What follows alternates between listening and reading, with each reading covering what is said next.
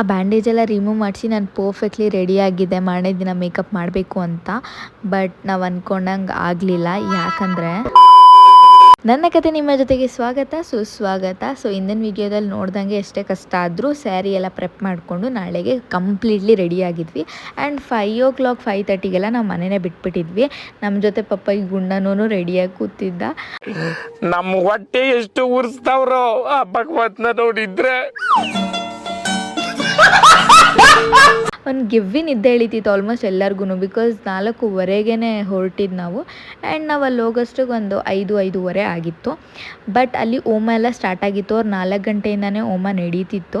So ಅವರು ಊರಲ್ಲಿ ತುಂಬ ಪೂಜೆ ಶಾಸ್ತ್ರಗಳೆಲ್ಲ ಇದ್ದಿದ್ದರಿಂದ ಅವ್ರು ಏನು ಹೇಳಿದ್ರು, ಪೂಜೆ ಎಲ್ಲ ಮುಗಿಸ್ಕೊಂಡ್ಮೇಲೆ ಜನ ಬರ್ಬೇಕಾದ್ರೆ ನಾನು ರೆಡಿ ಆಗ್ತೀನಿ ಅಂತ ಹೇಳಿದ್ರು. ಸೊ ಅಷ್ಟರಲ್ಲಿ ಅವ್ರನ್ನ ಮಗಳನ್ನ ರೆಡಿ ಮಾಡೋದಕ್ಕೆ ಹೊರಟೆ. ಆ್ಯಂಡ್ ಮಗಳನ್ನ ನೀಟಾಗಿ ರೆಡಿ ಮಾಡಿದ್ವಿ. ಆ್ಯಂಡ್ ತುಂಬ ಮುದ್ದಾಗಿ ಕಾಣಿಸ್ತಿದ್ಲು ಅವಳು ಕೂಡ.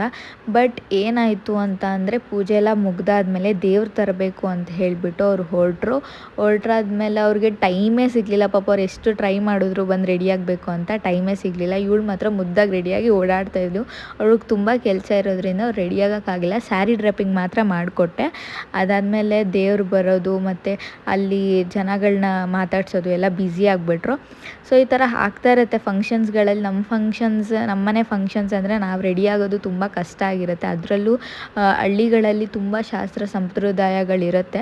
ಸೊ ದೇವ್ರನ್ನೆಲ್ಲ ಕರೆಸಿರೋದ್ರಿಂದ ಅವ್ರಿಗೆ ರೆಡಿ ಆಗೋಕ್ಕೆ ಟೈಮೇ ಸಿಗಲಿಲ್ಲ. ನಾವು ಅಷ್ಟು ಊಟ ಎಲ್ಲ ಮುಗಿಸ್ಕೊಂಡು ಕೂತಿದ್ವಿ. ಗ್ಯಾಪಲ್ಲಿ ಈ ಸಾಯಿಬ್ರು ಟ್ಯಾಲೆಂಟ್ ಗೊತ್ತಾಯಿತು. ಯಾವ ರೇಂಜಿಗೆ ಎಕ್ಸ್ಪ್ರೆಷನ್ ಕೊಡ್ತಾರೆ ಗೊತ್ತಾ?